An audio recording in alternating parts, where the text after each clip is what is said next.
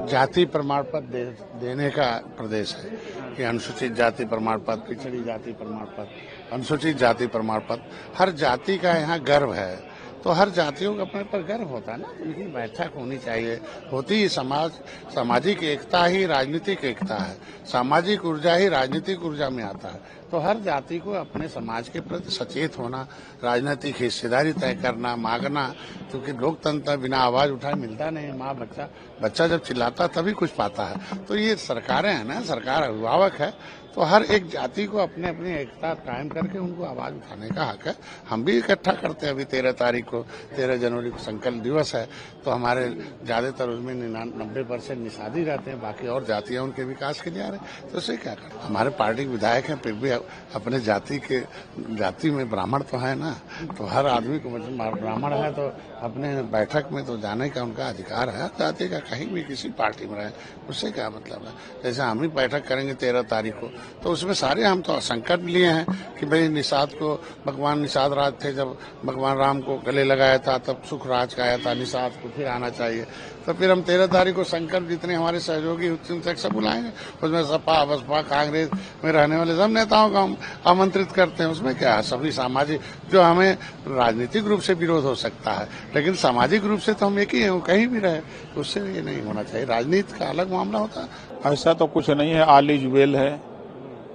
इस नाते की बैठक किसी की यहाँ भी आहूत की जाती है तो भोज के, हमको तो जानकारी है कि भोज पर बुलाया गया था। अब उसको देखने का सबका अलग अलग चश्मा है, तो क्या करें। ये भी कहा जा रहा है कि इससे पहले ठाकुर समाज के विधायकों ने बैठक की थी, उसी की तर्ज पर ब्राह्मण। तो उस बैठक के बाद क्या रिजल्ट निकला? कुछ रिजल्ट निकला? इस बैठक का भी कोई रिजल्ट नहीं निकलेगा। ब्राह्मण शुरू से ही भाजपा के साथ रहा है, रहेगा भी। कल कुछ अपने माननीय विधायक जी लोग हैं, उनकी इच्छा थी कि लिट्टी चोखा खाया जाए, उसी के संदर्भ में कल रख दिया गया है। आगे फिर खिचड़ी के आसपास हम लोग करेंगे। बैठक में क्या कुछ चर्चा हुई? SIR का चर्चा था, संगठन का चर्चा था, अपने अपने क्षेत्र के डेवलपमेंट का चर्चा था, पारिवारिक चर्चा था, यही सब रहा है। सर, कुछ विधायकों ने बताया कि ब्राह्मणों पर तमाम आरोप जो लगाए जा रहे हैं, इससे कहीं न कहीं ब्राह्मण समाज नाराज है, जिसको लेकर ये बैठक की गई और बैठक में तमाम चर्चाएं की गई हैं। नहीं, समाज में कुछ दिक्कत होती है तो उसके लिए तो भी हम लोग चर्चा किए हैं, उनकी मदद किया जाएगा। तो होना भी चाहिए। हम लोग जनप्रतिनिधि हैं और ब्राह्मण समाज तो शुरू से ही भाजपा के साथ रहा है और आगे भी रहेगा। देखिए, वो दर्द बाहर निकल के आ रहा है, जो दर्द लगातार लंबे समय से है, पर वो कहा भी नहीं जा रहा और अब सहा भी नहीं जा रहा। तो वो दर्द निकल करके इन बैठकों के माध्यम से बाहर आ रहा है। और ये सारे पीड़ित उपेक्षित लोग हैं जिनकी सरकार में सुनवाई नहीं हो रही और कहीं ना कहीं चाहते हैं कि उनकी ताकत दिखाई पड़े और सरकार में उनकी कुछ हद तक सुनवाई हो सके। वो तो कह रहे हैं नाम पीड़ित हैं, हम तो सरकार से पूछे, तो ये कौन सा कि क्या मतलब, क्यों बोल भी नहीं रहे हैं और बैठक हो रही है? वो कह रहे हैं कि ऐसी ही बैठक हो रही है। केशव प्रसाद मौर्य कह रहे हैं कि ये तो औपचारिक बैठकें इस तरह की हुआ करती हैं। देखिए, एक तरफ बट रही है मलाई और एक तरफ बेचारे बाटी चोखा में खुश हैं। तो ये अपनी अपनी क्षमता है, कौन क्या हजम कर पा रहा है। यहाँ बड़ी मुश्किल से बाटी चोखा का इंतजाम हो पाया और कुछ लोग सीधी सीधी सत्ता की मलाई खाने का काम कर रहे हैं। कौन लोग जो किधर मलाई बैठ रही है? ये बड़ी बड़ी गाड़ियां जिसको गिफ्ट हो रही हैं, ये जो ठेके हैं, पीडब्ल्यूडी के ठेके आप चेक कर लेना, जो बड़े ठेके होंगे वो एट पार किसको मिल रहे हैं और बाकी लोगों को कैसे 30% बिलो जाकर के मिल रहे हैं, ये आपको दिखाई पड़ जाएगा कि कहाँ लाभ हो रहा है सत्ता का। जो लाभान्वित वर्ग है और सारा वंचित वर्ग अब मीटिंग करके अपने दर्द को आपस में बांटने का काम कर रहा है। तो जो वंचित वर्ग है, इनको क्या समाजवादी पार्टी इसमें क्या कोई पॉलिटिकल अपॉर्चुनिटी देखती है? उनको कोई मौका देगी इसमें? इस समाजवादी पार्टी वंचित नहीं है, हमको तो हम खुश हैं। नहीं, वो खुश हों तो खुश बने रहें, हम लोगों को भी इसमें कोई दुख थोड़ी ना है।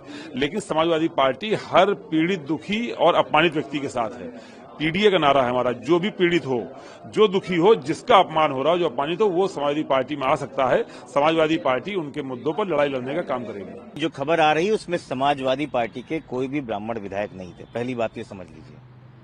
भारतीय जनता पार्टी के अपने विधायक, खासकर ब्राह्मण जाति के लोग बैठे हुए हैं, तो एक ही वजह हो सकती है, या तो वो भाजपा के लिए कोई रणनीति बना रहे हैं या भाजपा के अंदर चल रहे एंटी ब्राह्मणवाद से खफा है, और तो कुछ नहीं हो सकता। तो ये भारतीय जनता पार्टी की अंदरूनी मामला है, उसको उसमें देखें। समाजवादी पार्टी का इससे कोई मतलब नहीं है। समाजवादी पार्टी में जो समाजवादी ब्राह्मण है वो अपने आप में, हमारे नेता प्रतिपक्ष भी ब्राह्मण है और ऐसी किसी मीटिंग में वो नहीं गए हैं।